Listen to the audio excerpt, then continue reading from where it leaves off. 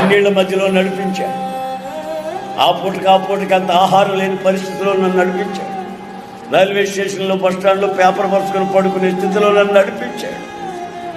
ఒంటి మీద బట్టలు ఉతుక్కొని కట్టుకొని ప్రార్థనకి మందిరానికి పోయేంత స్థితిలో ఆ నదిలో ఉతుక్కొని సబ్బు లేకపోతే అక్కడ ఉతుక్కున్న వాళ్ళందరూ పడేసి ఉంటారు ఇంత మొక్కలు.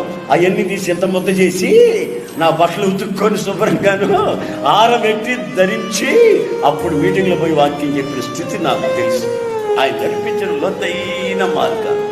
ఇప్పుడు ఎట్టి పరిస్థితిలో ఉన్న వ్యక్తినైనా నేను ధైర్యపరచగలను, ఆలోచన చెప్పగలను, వాళ్ళని కౌన్సిలింగ్ చేయగలను, వాళ్ళకి విషయాలు చెప్పి వాళ్ళని ఆధ్యాత్మిక లోతు నడిపించగలిగే స్థితికి దేవుడు నన్ను నడిపించంటే ఆయన ముందు నన్ను నడిపించిన ఆ మార్గాలలో ఉన్న ఆ యొక్క శక్తి ఈ రోజున నన్ను ఈ విధంగా నడిపిస్తున్న సంగతి